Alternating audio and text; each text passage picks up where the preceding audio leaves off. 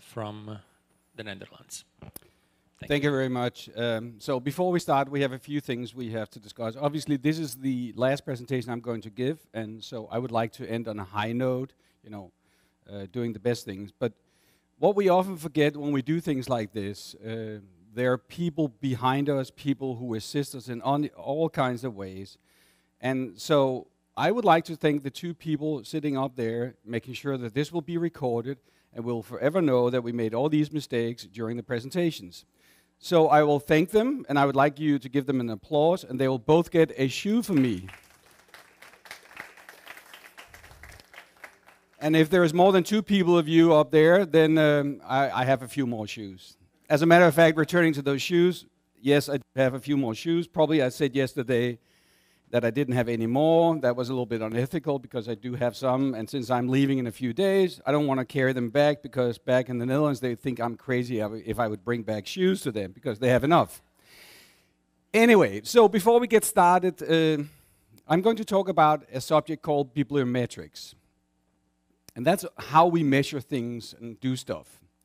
So, in São Paulo, I chose someone randomly.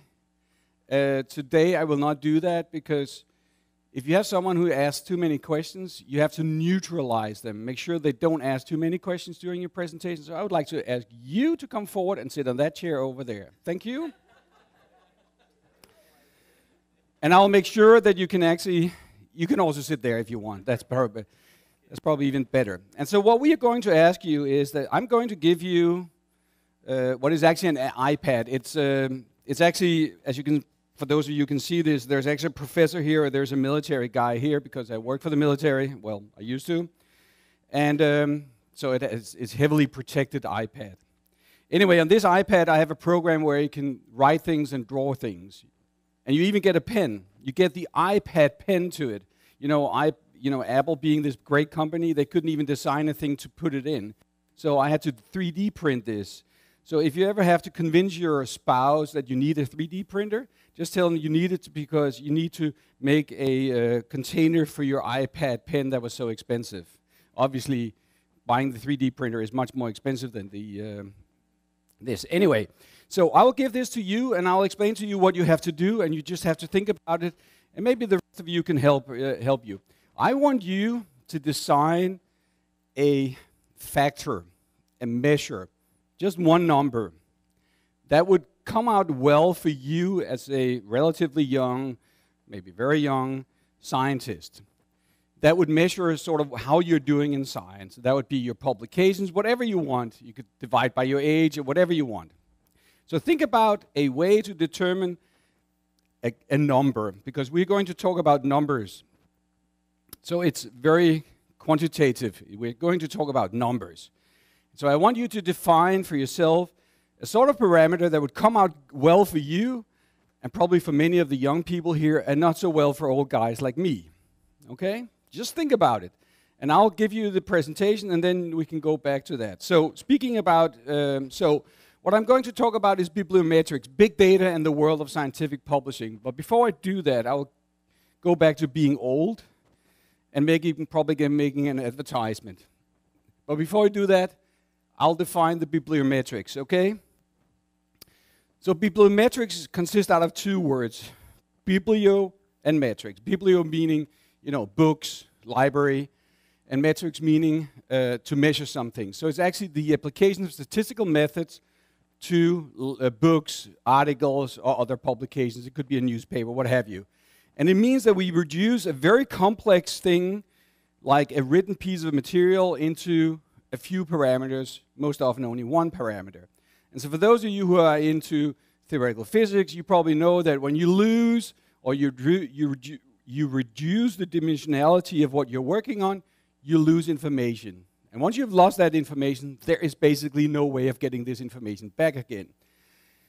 So that's the first warning I'm going to give you. That is that when you do these kinds of things, you might lose information. So by projecting this into a single parameter, you've lost information. And by losing information, it also means that you have to be very careful because it might not make sense because you can have two things that have the exact same number, but they could be completely different things, okay? So just to check the impact of the presentation, so this was just a few seconds ago. This is actually the app called Google Arts and Culture. So you can take a picture of yourself and then you can compare it to in the database. So this is how I look here on Friday morning. You know, just a few seconds ago I took this, and Priya, I'm sorry it was during your presentation, but this is just the way you look. Does that make me feel good? No. But I would suggest that you do that now, and then you can do it afterwards and see what the change is. As a matter of fact, on Monday I did the very same thing, and back then I looked just like that. This picture actually is in the Museum of MASP, I guess, in São Paulo. So if you get the chance to go there, there are some great paintings. This is actually from Rembrandt van Rijn from the Netherlands. So this is me Monday. So now we are talking on Friday. Don't extrapolate. On Monday I'll look better. Okay, generating information. We generate information about ourselves all the time. We do that constantly. And information has a monetary value. All of you sitting here with an iPhone or whatever phone, smartphone, are generating data even though you do nothing. Strangely enough, you generate data. It's probably not worth a lot. And as a matter of fact, when we generate data, your data might have a different value than my data at a given time. But it has a monetary value. So that's the reason why when you do not pay for something, trust me, you pay for that. Okay? You pay for the Google, you pay for the Facebook, the WhatsApp, what have you. Well, WhatsApp claims you don't pay for it. Well, trust me, you do one way or another. I'm sorry, you are the product, yeah, in many ways. So getting back to this, about this, you even allow these social networks to actually use the information you have. If you want to sit a little bit further down there, that's okay. But you will have to go back there on this hotspot because we will end with you. And if you don't cry when you leave here, I've not done a good job. We even allow these social networks to sell the information about us, okay? And they do that in a very consistently way. And even the search engines that we use every day thrive on your behavior in the so-called page ranking. So what I said yesterday about when you search for something, you might get a different answer than somebody else. And that applies to when you search for a given article. So if you're a theoretical physicist, chances are you will probably get a theoretical physics article shown to you. It's sort of a warning, but it just means that when we go to something called gold open access, meaning that everything that is being published will cost you nothing to read, and if they don't charge the authors that submit this, somebody else is going to pay for that, and that would be you when you read it, because you will have to give the companies that provide that service some information about yourself, whether you know it or not. So for those of you who have an iPhone and you have updated that to iOS 12, which was about 2 weeks ago in my case, you get a 41-page document that you're supposed to read and say, okay, trust me, nobody reads that, okay? And in those small letters, I probably gave away my firstborn child and my house and a lot of other stuff, but I just don't know about it, okay? And as a matter of fact, when you search something, you might even influence what you're going to see the next time. So when you look for a flight down to São Paulo or maybe up to Fortaleza, and you look today and you look tomorrow the price might be higher, and you think, oh, there is other people who bought that ticket and that's the reason why it's higher. No, it's not. It's most likely because you looked at it yesterday, they know you did, and now they want to sell it for more money for you because you apparently are very interested in this one. So don't look a third time. As a matter of fact, I can teach you tricks how to do it in such a way that you don't have a problem with that. Anyway, so now old school social networks, okay, so this is not the Facebook, is really about publishing. So what is the difference between scientific publishing and Facebook? Well, not really that much. You, the users, the authors, create the content. We, the publishers, well, I'm not a publisher, I'm an editor, But anyway, the publishing companies, they provide the platform for you to do that. And the big difference is really obviously the content, but also the amount of work that is going into making sure that what you provide is very good. That's the reason why Facebook and all the other companies are in big trouble. Why? Because a lot of the information they provide through their platform is bogus, wrong, false, okay? So there are some people out there that, for reasons unknown to many people, want to generate false information. But the old school, in many ways, in the Western world, we say it started in 1439 with Gutenberg, who was the first one to actually make movable types, so the small things that constitutes letters. As a matter of fact, the Chinese did it many, many, many years before. They also invented the paper, but they did it obviously with big blocks of wood, and they printed them. But he actually decided that, and he decided the first book he would print obviously would be the Bible. So if you can get hold of one of his Bibles from the first edition, you're in good luck, because they're worth a lot of money. So in 1580, about 150 years later, the houses Elsevier, spelled different than it is today, was founded. Back then, more of a publisher.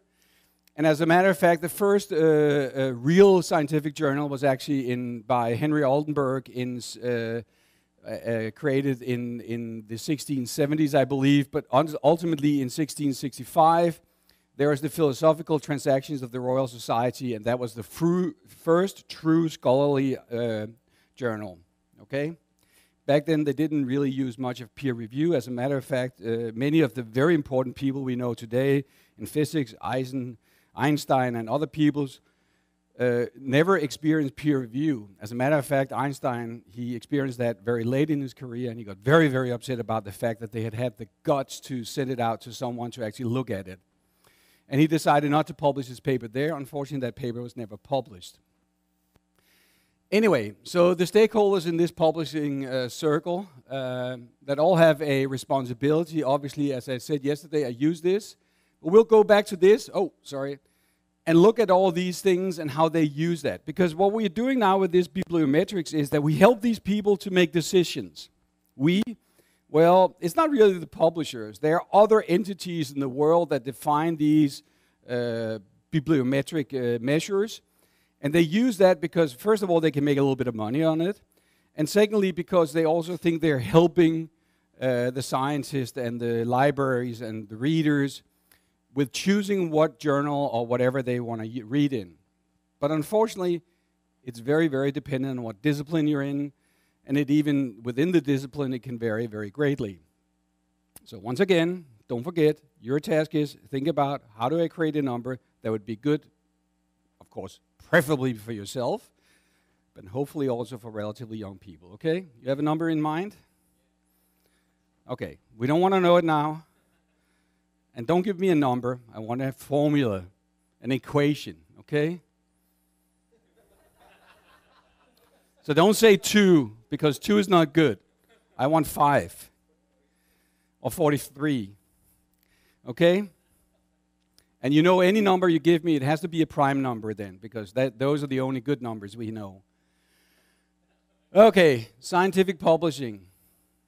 So all stakeholders in this publication process, as I just mentioned, make decisions based on data. They make often decisions based on some of these numbers.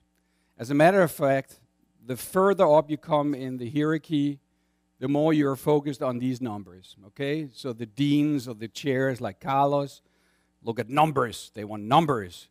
I don't want to know what your name is. I don't want your social security number. I want to know what your whatever quantity is. Why? Because that reduces you and the very complex discussions you have with you into a few numbers or maybe only just one number, okay? That makes it very much easier to compare things. Unfortunately, you often compare apples and pears. So authors decide what journals to publish in, readers decide what authors or journals to keep track of, and reviewers often decide what to review for. And libraries, nonetheless, also decide what journals to subscribe to. So they could ask you as readers what journals they should have, but they can even sometimes ask the publishers, what journals what journals are being read by my users, and then they give you the IP address, and then we'll even say, oh yeah, they like PhysRev-B, or they like PhysRev Applied, or Applied Surface Science, but they'll tell them. And last but not least, we heard this discussion a couple of times now, sometimes even funding agencies, I don't know how many of you have to deal with that, they make decisions based on these numbers, okay? So unfortunately, most of you are relatively young, but I really want to give these kinds of presentations to these decision makers. I should probably say that I myself have been the dean of a physics department in Utrecht, and I've also recently stepped down as the basically the rector of the military academy, and so I've had to make all these decisions. Of course, because of my work as an editor, I know how dangerous that is, and especially because within the military academy, we have people doing in ethics, we have people doing in history, we have people doing in social sciences, what have you, all these kinds of things. Of course, physics, chemistry, what have you. And you cannot compare these numbers. Some of them don't publish much. Some of them only publish books. It's incomparable. But as a matter of fact, universities often decide the career of a young person or anyone based on these numbers. So just to give you some numbers, because now we've seen a lot of numbers from PhysRev, or APS, I should say, just to give the numbers for Elsevier. Once again, I don't work for Elsevier, but they receive about 800,000. It's actually now increasing to almost 900,000 submissions per year. And ultimately, I'll not go through all of this, but ultimately about 350,000 of those. So the average acceptance rate is about 35–40%. Okay, so now I'll zoom in on three central actors of the scientific publishing.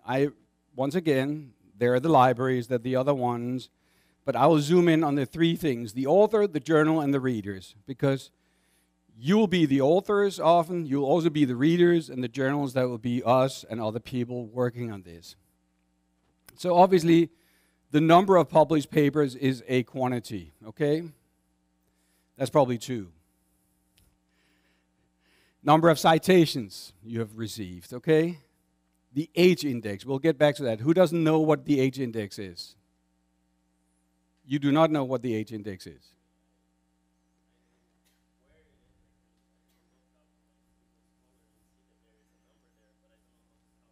Okay, you want to exchange? Oh, you agree with him? Okay, I'll explain what it is, okay? And I'll also explain that it depends greatly whether you look in Google Scholar or you look in one of the other databases, okay? I'll explain that, so don't worry. You will know when you leave here. If you don't, you've probably fallen asleep. Number of high-impact papers. That also depends on what do you define as a high-impact paper. Is that one that receives a lot of references, or is that a paper in a very high-impact journal? Both definitions are being used at times. And once again, you also have the papers in high-impact journals. So these two can actually sometimes be the same thing, unfortunately. I'll skip, now I'll not go through all these. Number of published papers, that would be the size of a journal. It could be the acceptance rate. So if you have a journal that has an acceptance rate, I believe PhysRev X is something like 10%. It means that if you submit it there, better prepare yourself, maybe have a beer or whatever, because chances that it will be rejected is great, okay? So that's a good number to know. It also means that it's a very selective journal often, but be prepared that your paper might be rejected. Impact factor is another number we'll talk a little bit about. Eigen Factor, and I'll show a couple of other of these bibliometrics, but I would really encourage you yourself to go out and look for some of these. And once again, you'll be doing one of those. So by the end of today, we'll have a new sort of bibliometric measure created by you. The readers, as a matter of fact, the journals know a lot about you. They also know how much time you spend on the various web pages. They know how many downloads you do. So it turns out that a lot of people read a lot of papers, but they don't download them, okay, for obvious reasons. Apparently they were not that interesting. They also know what kind of areas of interest you have. Do they use that for something? Not a lot. these days? Well, sometimes, do any of you use Scopus? Yeah, so there's a few people. Apparently Scopus is not all that hot here in Brazil. But if you use Web of Science, but Web of Science is not so connected with them. But anyway, what happens is they will sometimes even send you an email saying, you know, oh, you've looked at this paper. Maybe you should look at this paper. So they know about this. They don't use it. They don't use it like the Facebooks, the Googles, or what have you. But they could. They don't. And obviously, you could have a personal subscription. These days, most people don't have a personal subscription. When I was a young physics student, when you entered into American Physical Society, not only did you pay almost nothing to be a member, but you also got to choose very cheaply a personal subscription. Okay, so that means that you actually every 2 weeks you would get, you know, a big thick volume of some journal. Now, so all this information is very important. So now I'll go into. Start with the authors, because that's you, and then the age index, okay? It was, it's actually not all that old. It's 2005, and what it does is it rates individual scientists based on career publication. And what it does is it incorporates both quantity, number of publications, and quality, number of citations, if we consider that to be the quality, okay? Because as a matter of fact, if you do something really stupid, you write a big blunder, you get it published, you might even get a lot of citations. So all citations are not equal, okay? Unfortunately, when we count them, there's only way to count them, and that means that we count them all. But it means that if a scientist has an age index, if H papers have at least H citation each. So if you look here, the number of papers, so of course if you've only written one paper, you cannot get an H index bigger than 1, okay? Because they both have to be the same. It's the intersection between these two, okay? But now if you've written, say, 100 papers, and the number of citations, when you plot them and you rank them, and they go down like this, then where those two crosses will be your H index. So if you have an H index of 5, it could mean that you have published 100 papers, but only 5 of them have at least 5 citations, okay? So in many ways, you could take the ratio between your age index and the number of publications. That would be a new one. So you can't use that one. But that would be a new measure. So meaning having the age index divided by your number of papers would actually mean that even though you write a lot, it doesn't have a lot of an impact. Why? Because if you have 100 papers and you have an age index of 5, the ratio would then be 0.05. Obviously, if you only have written 10 papers and 5 of them have at least 5 citations, it would be 5 divided by 10, 0.5. So you can make all these numbers you want, and obviously, I'm suggesting you make a number that is good for you, okay? So this is the H index. There's another question here, because obviously, you have to think about what database am I using, okay? So I suggest to you, use the database that is the best for you. Unfortunately, that also turns out almost always to be Google Scholar, because Google Scholar is 99 out of 100 times wrong. So actually what I'm saying is that no serious department will use Google Scholar as a reference. I've had a big fight within my department because someone thought that he had an H index of 20, and I could prove to him, using Web of Science and also Scopus, because they're very similar, that he only had an H index about 5. Okay? Huge difference. Why is that? That's because if you have a relatively common name, Google Scholar will actually count your contributions more times, and if it's done in a different way, they will even count it. And it's also a matter of what references do you count, because Google Scholar will go out and crawl the internet. So if it finds it in some obscure thesis, they'll count it as a reference. But we don't normally do that. When we talk about citations, we talk about papers that are included in the databases of most often Web of Science or Scopus, but either one of them, okay? Does that answer your question? You now know what an H index is? So you happy about your own H index then? No? Oh, okay. Well, you can't make everybody happy every day. Oh, you don't have one yet. Okay. Well, 0 is still 0.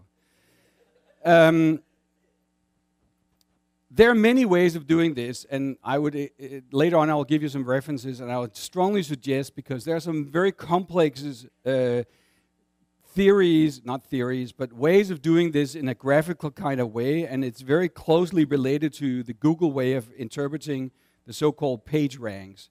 And that means that you have people who collaborate, and depending on how they collaborate, so this particular person is now looked at, and you'll find that he's collaborating a lot with this person and a lot with that person, a little bit less with this person, and more remotely with this person, and all these colors have a certain meaning, it doesn't matter. But you can actually, in a very graphical way, find out the network that people are embedded in. And why is that important? Well, for heads of departments like Carlos, it's very important to know how you interconnect with the world. So if you're in a given discipline, and Priya was also saying that, and if you work all the time all by yourself, that might mean that what you're doing could be interesting, but it could also mean that you're not very good at collaborating, and it also means that you sometimes will not be able to advance your own field because you cannot collaborate with others as much as you would like to, and maybe you don't even do it through your presence. So there's these very elaborate ways of doing this, and this particular one was actually a conference paper, but there are other websites that do this, and you can actually, it's a little bit like what you saw from PhysRev and PhysRev Applied, these clouds of words. It's a little bit like how you represent the interaction between people. And I don't have to ask you how you do this. I'll go into the database and I'll pull it out. So this is not a single number. So this is the first attempt of going beyond the single number. And this is very difficult to reduce into a single number, but it could, for instance, be that I only look at this person and his interaction with the closest associate of him, okay? Anyway, another one would be looking at the whole group of people. It's kind of difficult, but it can be done, and people do that. And why do they do that? They do that because they want to look at the composition of the group, you know, how many people are involved in it, what kinds of positions do you have, and some of this is kind of arbitrary because you don't really know for sure whether someone is a postdoc. But when you see that they have worked for 5 years in a given place and then all of a sudden they go to a different place, most likely this person is a postdoc who did their PhD and then they go on.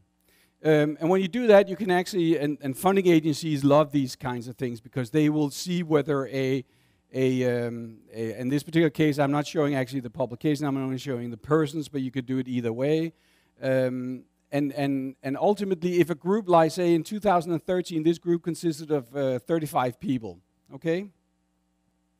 But if you get 200 papers from this group, then, as I said yesterday, I would get a little concerned because 35 people generating 200 papers is a lot of paper per person.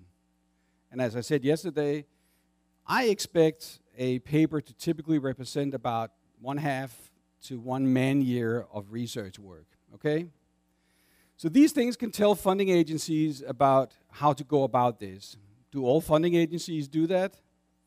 I don't think so, but they could. And who could provide that? The companies that have the data, that would be the Web of Science, that would be the Scopus, the Elsevier's, what have you. Applied Physics, APS could probably also provide similar data. So you can provide a lot of data. You could even have them pay for it. At this moment, that's not done very a lot, but ultimately they might do that. Now, this is all about the authors. And once again, I could have zoomed in and talked more about sort of the numbers that we can put on you. Obviously, one number that is going to become more and more important for you is not necessarily a bibliometric measure, but that is actually the author identification number. That would be the unique number you need so you don't have these problems about your name changing. And ultimately, probably HScholar will use that, and then they will be no different than the rest, except for what kind of things do they count as a reference. Now, if we go now to the journals, something that is considered to be extremely important, and all editors will tell you, oh, no, we don't care too much about it. Unfortunately, the publishers, APS and Elsevier and others, they care about it. Why? Because the authors care about it, because they want to go into a journal with a high impact factor. And in a second, I'll tell you that a high impact factor doesn't necessarily mean that it's a very good journal for you, okay? But nevertheless. So the definition is up here. I'm not going to read it, but in this particular case, it's actually based on the Web of Science data from Clarivate, and that's because they own this number, basically. And they also decide when it's going to be published. So what you do is you take the citation in the 2 previous years, divide that by the number of publications from the previous 2 years. So 2017 will be announced in June of 2018. So it was already announced in 2018, and now we are waiting for next year. And that number, as Julie said earlier, that number is given with 4 significant figures. Even though you can have a journal that only has 5 publications, so you divide by maybe 10 down here, it's still given with 4, and that's the way we have to give it, because that's the way Clarivate decides that it's defined. Do we agree with that? No. And we obviously don't agree if it's not a good number. If it's a good number, we're very happy, and all of a sudden we agree with it. Okay? That's just the way it is. But I'll show you later on from my journal. And I would like to warn you about this. You have to realize that it can only be calculated after 3 years. So you have to have a journal for 3 years. So PhysRev Applied had to exist almost 3 years before you could get the first impact factor. So the first 3 years of this life of a journal is a very scary time, because you don't know what the impact factor will be. Well, there are all kinds of people trying to calculate in the meantime, but you don't know. As a matter of fact, it's not a quality factor. It's just a ratio between 2 numbers. It's not a quality of peer review. So, and one thing I would like to say, and that's very important, that is review journals. That would be journals that has long papers from very important people in a given field, and often very few papers, will always have a very high impact factor, because everybody loves these papers that explains everything you always wanted to know. And it's a good thing to refer to them, because these important people will also know that you refer to them, etc., etc. So you will get a high impact from review journals, okay? And once again, a warning, this journal impact factor, I call it JIF, is very discipline dependent. So whether, and by that I mean, it's not even between chemistry and physics, it's even within physics, whether you're in high energy physics or whether you're in atomic physics, you cannot compare the impact factors if you're talking about a specialized journal between the 2 fields, because they will have totally independent impact factors, okay? Once again, I would recommend or say this, that it is dependent on the database, but since they own this, you always use Web of Science, okay? Clarivate, it's called today.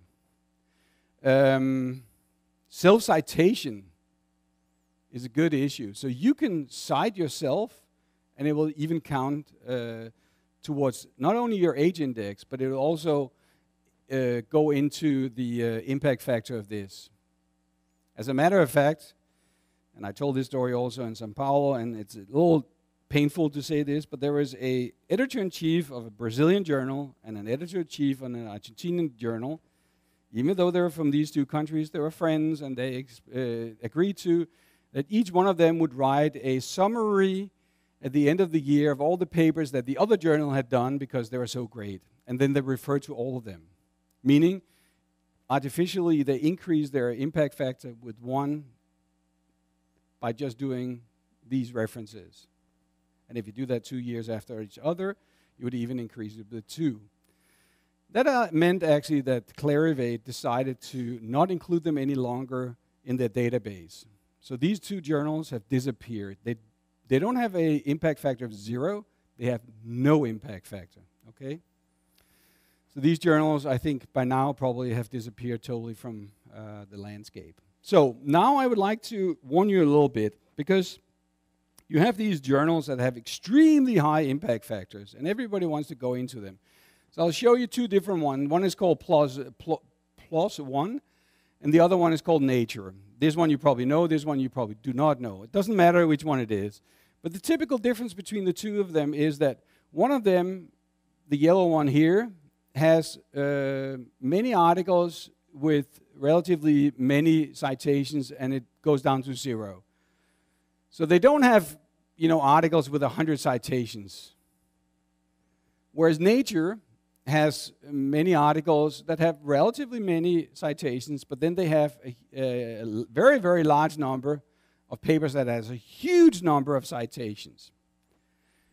So the impact factor of Nature is way beyond this. So you can talk about the average citation, and you could also talk about the median, meaning how far do I have to go to find the journal, the submission with the average number of with half of the citations.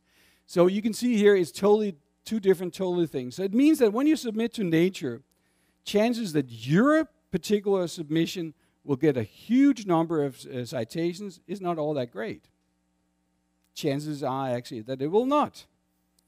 It probably will get more if you take these two extremes, but there are other journals that have, maybe an impact factor of 10 that might be much more suitable for you. Okay? Now, let's talk about other bibliometric measures, and I'm now talking about the journal, a journal. The cited half-life time, that is the median age of the articles that were cited in the journal citation report each year. That means that for a journal in 2007 to have 5, it means that half of the articles cited in 2017 were from before 2012 and the other half after that. Okay? Now, does anyone know a journal and the half-life time of that particular journal here? Carlos loves FISREV letters, and he loves FISREV B. And we have the representatives here. They both know the numbers. So now I'll ask you, what is the half-life time of FISREV B?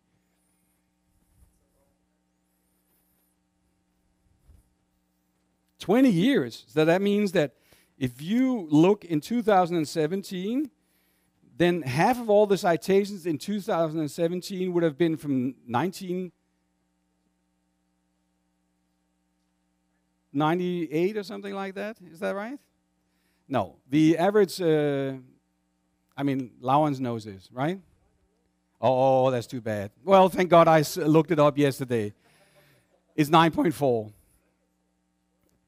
So that means that this particular journal is a journal that people have read for a long time, and they refer to these papers for a long time. It also means that typically for these kinds of journals, it also means that the field is a very stable field, and it might not develop immensely over time because it's a big journal.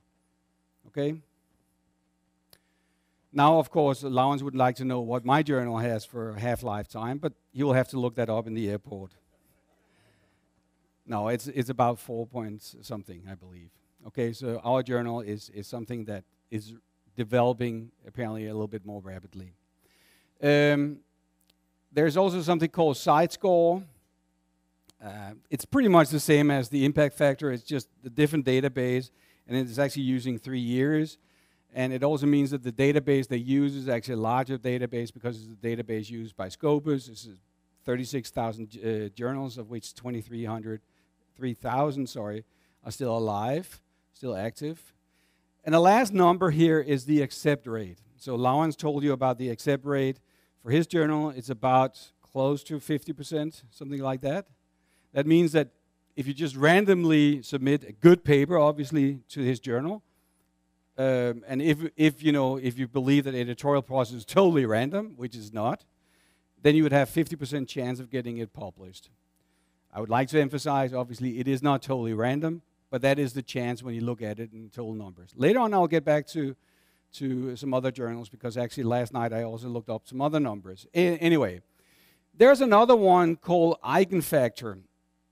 And it's a little bit too difficult to explain right now, but actually I would like you to go and look at this organization. It's called eigenfactor.org. And it's actually a group of researchers up in Washington State University in the United States, not in Washington, D.C., but in Washington State, on the left corner up there. And they calculate something called what they call the Eigen Factor. And it sort of shows you how important the particular journal is in a particular field. They're trying to do this in a very, very interesting way. It's interesting, obviously, because a lot of people don't know it, and also because a lot of people don't know what to do with it. But please take a look at it, because it's actually a very interesting thing. Then you have the article influence, and that's actually a ratio between some of these things, and it actually ends up, it measures sort of the average influence per article of the papers that are being. So it would be less extreme for Nature because it's about the average impact. So it shows you a little bit about these differences I showed you about. So please, if you ever have the time, go and take a look at what they're doing. I think it's a very interesting part of it. Now, to show you just for a journal, still the journal, a journal that increases in impact factor, unfortunately, it's a little bit like sugar. It sort of attracts bees or flies or what have you, meaning that if the impact factor increases, then there will be more submissions because people think it's more important, and et cetera, et cetera. But this particular journal, and I'll show you later, even going further back, from 2013 it had 2.5, and now it's at 4.439. Once again, 4 significant figures. And for this particular one, the Eigen Factor and the article influence also increase rather large. So that means that the things being published in this particular journal tends to be more and more important for the authors in this particular given field. So there is also comparison about, you have material science, and then they will rate, how high your particular journal is. But just to show you the development of this particular journal, it had in 2013 close to 7,000 submissions, and it accepted about 30% of them. So that would be only about 2,300 about. And as you can tell, acceptance rate actually goes down. I have to warn you, though, these numbers are actually from the website of this particular journal. It's from Elsevier. Unfortunately, the poor guys at Elsevier don't know how to calculate this, because what they did is actually they took the number of papers published in a given year and put that here, and they took the number of submissions in that given year. But that's not the way to calculate the accept rate. Why? Because you have to look at how many papers did you actually receive in that year, and obviously divide that with the ultimate faith of these papers. Okay, so for a journal that increases in size, the apparent acceptance rate will look less, because the number you divide with every time will be too big, because when you submit a paper, it takes on average probably 3 to 4, maybe even 6 months before it appears. Okay? Just want to warn you, they don't do it the right way. They know it, but they don't know how to do it better. So, this particular journal is actually my journal. It's called Applied Surface Science. So for those of you who have been given a wooden shoe, I still have some left, so if you have a question, I didn't have any questions today, and today I'll be, whether you're male or female, I will give you a wooden shoe.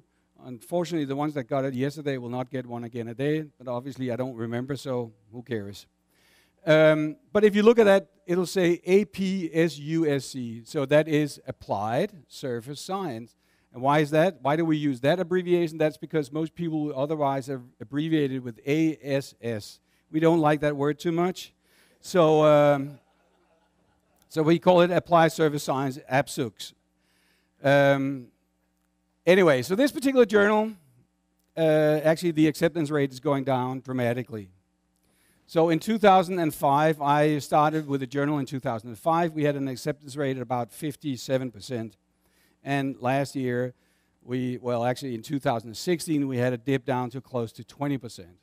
So for those of you who deal with these kinds of experiments and things like that, you would agree that this linear fit is pretty good, right? Does anyone disagree with that?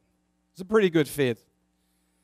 So if we extrapolate this particular fit, in 2022-23, you don't have to submit because it will be rejected immediately.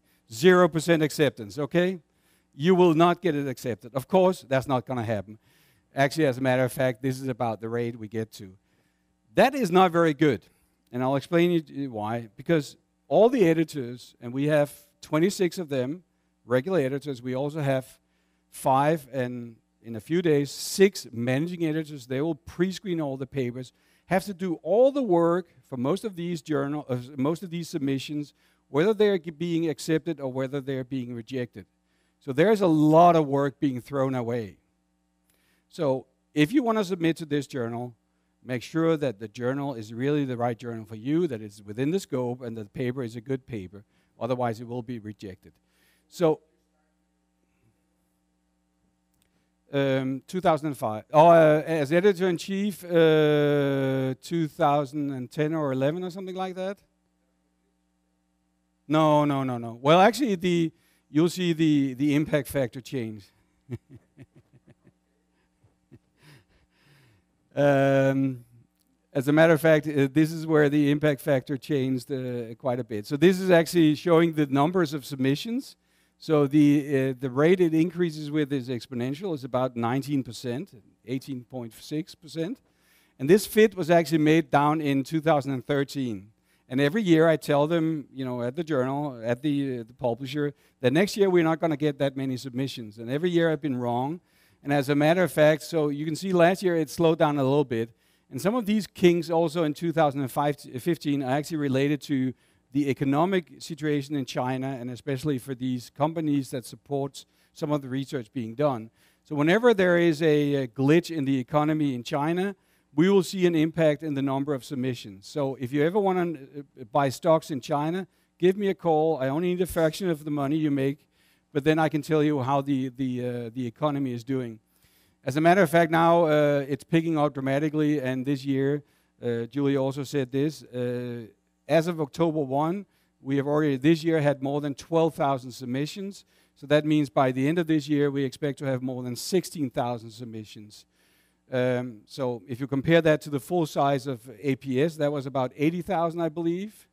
So we are about, close to 1/5 of the total size of all applied service, APS journals, just with one journal. So back then here, I was the 4th editor to join. As I said here, we are about 31 people in total working in all various aspects of this journal. So there's a lot of work to be done. So down here you see actually the impact factor. And the impact factor started out 1.4, and now we're at 4.4. So are we working very hard to make the impact factor bigger? No. I would like to emphasize that it's not something we are focusing about. We are focusing about getting the best papers in this particular area. So all editors should be ethical enough to try only to get the best papers and make sure that you don't get a lot of things that are not really focusing on what you're trying to do. So it's very difficult to keep the scope close, but nevertheless, that's the way it works. Now, I know that you showed some numbers, and now I'll give you some insight in this. This is company confidential, so Lauwens and Julie are not allowed to see this, so please close your eyes. But nevertheless, these are the number of submissions, and this is for the numbers for 2017. I didn't have time because I have to admit, I think all other editors were working at the same time. The hotels or the internet was pretty slow.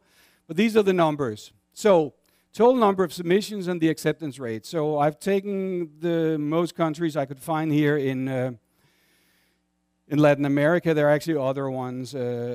Colombia is here. Okay, so Argentina, 39. So I've taken them alphabetically. Okay, so it's not because they have a high acceptance rate. But Argentina, 39 submissions. How big is the population of Argentina compared to Brazil? I know nothing. 5 times smaller. Okay, so if you take 5 times 39, you get about a 189. So someone was asking, do we get the same number of submissions? In this particular case, it seems to be the case. But obviously, you can imagine when we have in total 13,700, this is a very, very small percentage. Acceptance rate, 43%. This is exceptional. I don't know why, but that's just the way it is. Brazil, 25%, which is very close to the overall rate. Especially for you, India has actually a sizable number of submissions. Almost 10% of all the submissions comes from India. Unfortunately, they're on average not very good. So we only have 1 in 5 of them being accepted. So does anyone have any questions about this?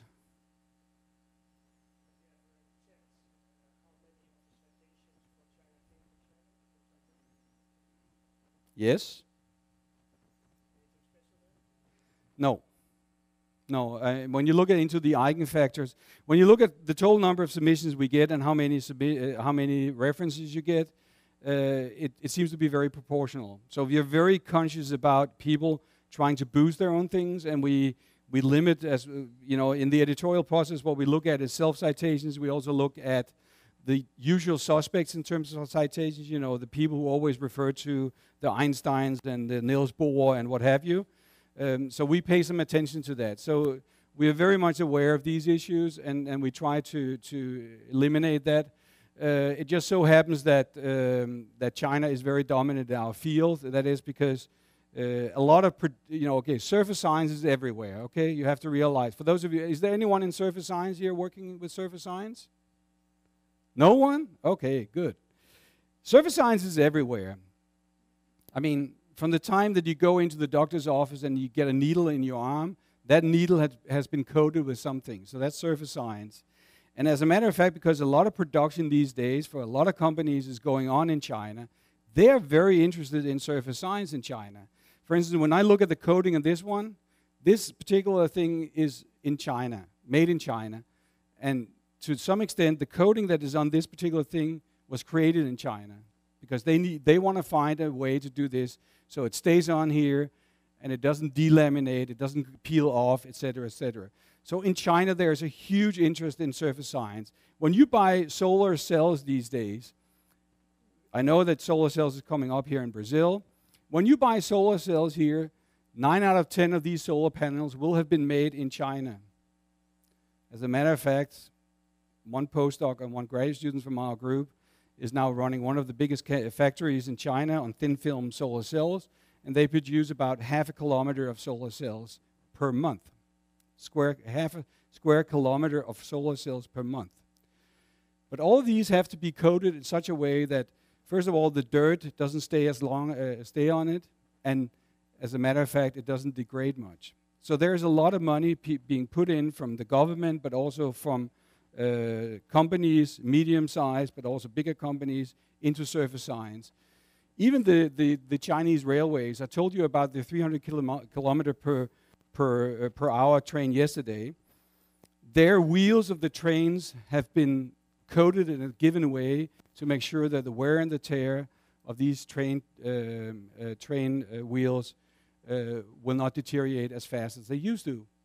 So I've been in the laboratory that had this huge instrument where they could put a whole train wheel to coat it in a given way, and they had hundreds of these train wheels just waiting to get coated and figure this out. So that is the reason why China is exploding in this field.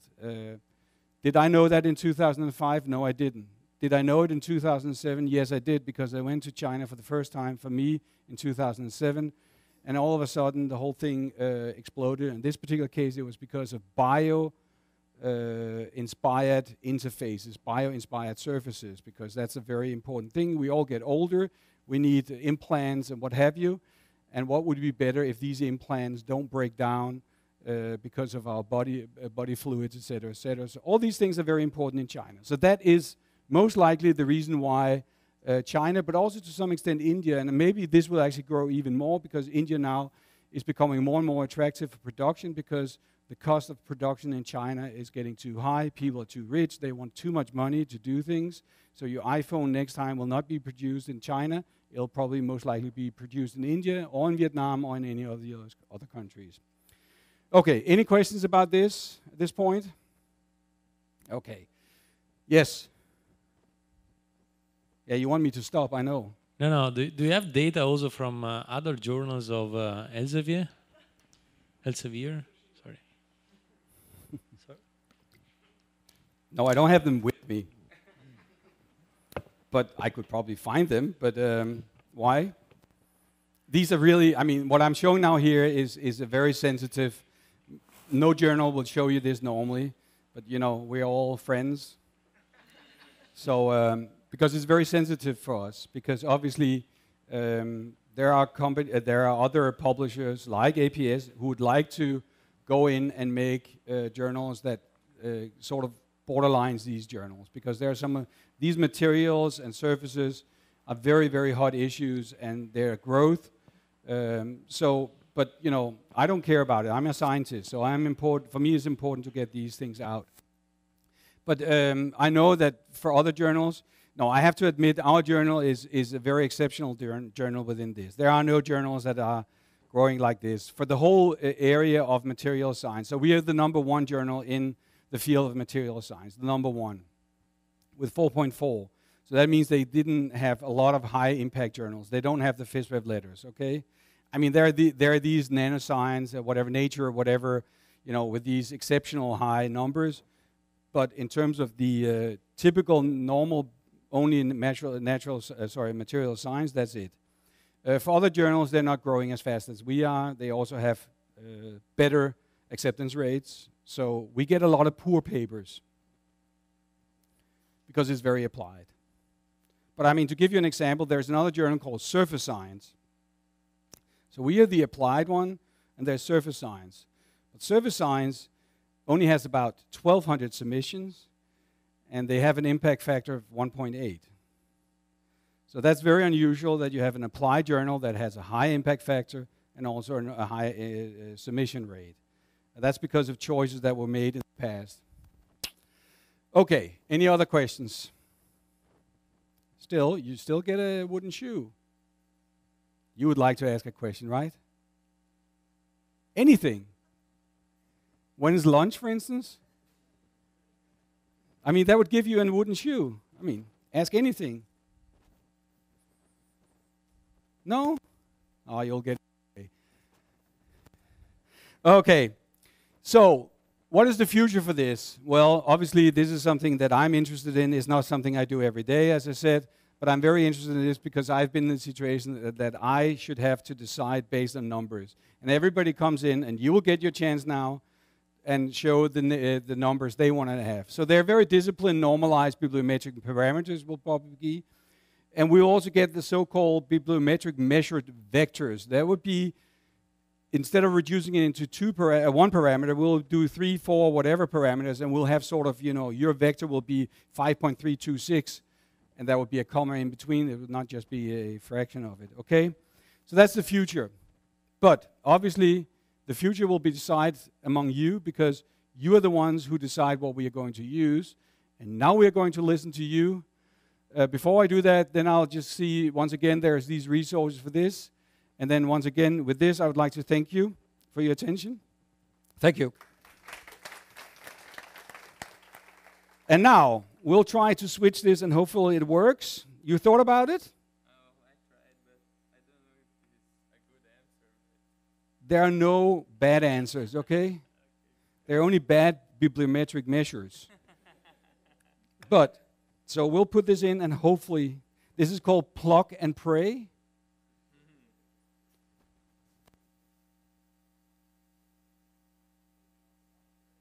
Okay, we'll pray. It's not called plug and pray? Okay, there we go. The floor is yours. You can even choose the color if you want. But don't do that. Okay, here we go. First explain what you would like to do, and I'll give you the microphone.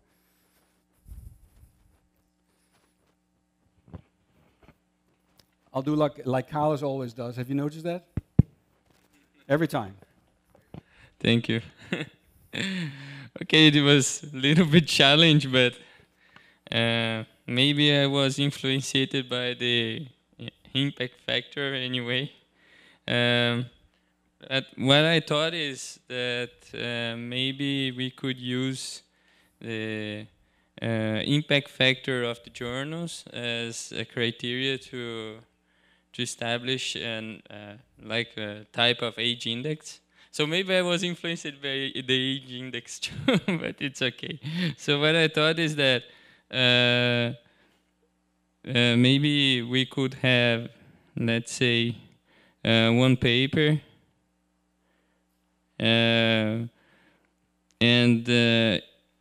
maybe we could use a fraction of the impact factor. For instance, I thought in 20% because I was trying to do with another numbers, but it became very huge numbers. So maybe we could use if a journal has an impact factor of 4, let's say. It has to be a formula, not just numbers, okay? Okay, well, it's because There's an arrow up there that points to the left, and then you can erase it with just clicking on that. okay, sorry. Let me find the eraser here. Oh. No. Listen to what the teacher is saying, okay? Okay, now. Okay. There is up here, there is an arrow, and you just do like this. Okay. And then we go back, and now we're back to here. Okay. Okay, once again, and then you have to put it here. Okay. Well, you know. Thank you. My daughter is very old, but you know, I have done that in the past. Okay. So yeah, so we could put the number, let me see. Oh, this is so difficult. See, that's what comes from asking too many questions in the previous presentation. You end up like this.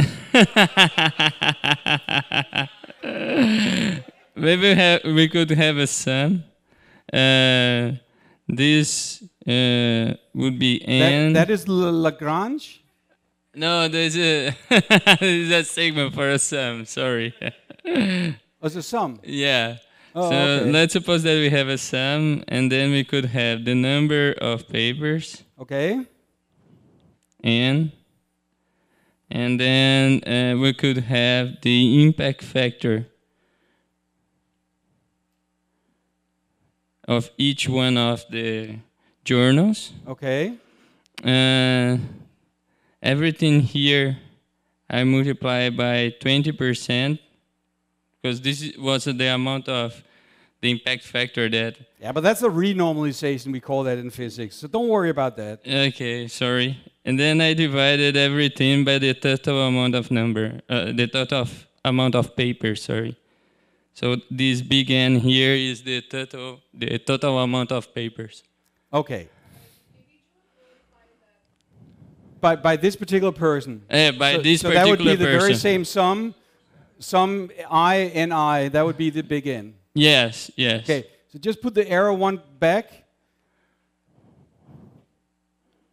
Okay, so there you write sum I, Ni. Yeah, yeah. Okay, no, just because, you know, what we're going to do now is I'm going to make a copy of this and I will include it with the presentation, okay? So please write it underneath. Sorry. Your handwriting is almost as good as mine, and when I was in high school, my teacher told me that I should be a medical doctor because nobody can read it anyway. So how can I do this here? Sorry, I'm a little bit lost here. No, you just write underneath sum, the same sum underneath here, because that's the N, right? Ah, yeah, sorry, yes. N of I here. Oh, the sum of N of I, yeah, sorry.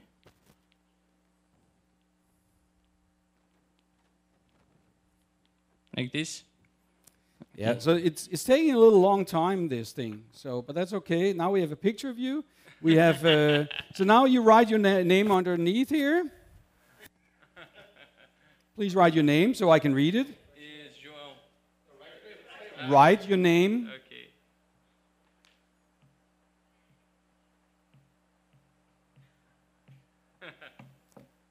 Okay, no last name. Give me your author identification number then. Okay. So what do you want to call this index? The J index. Okay.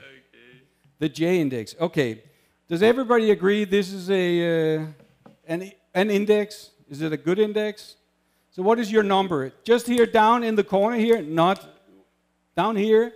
Make a small graph how you think it would look like for you as a function of your career.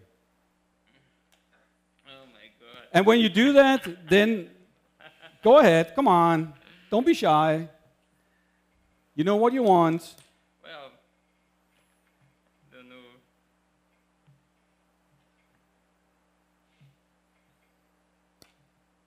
I hope it's something like this.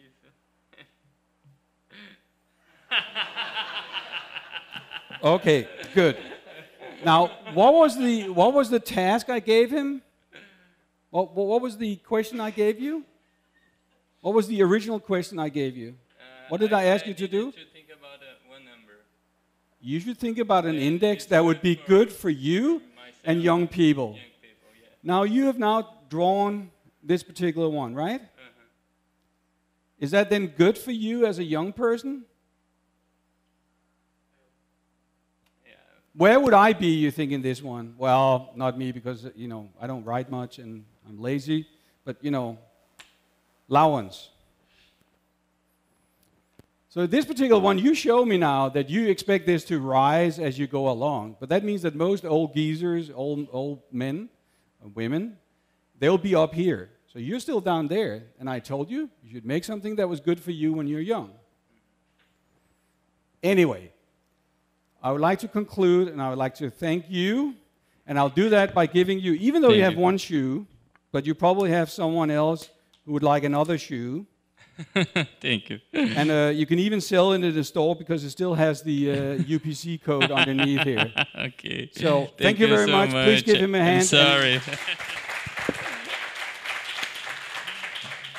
If you have any questions after this presentation in any way, feel free to drop me a line. I'm, not a terrible person. I may not answer you very quickly, but I would love to get in interaction with young people about doing science and writing papers. So if you have any questions, feel free to ask me. Thank you very much for your attention, and hopefully by Monday I'll look like the other Rembrandt picture again. Thank you.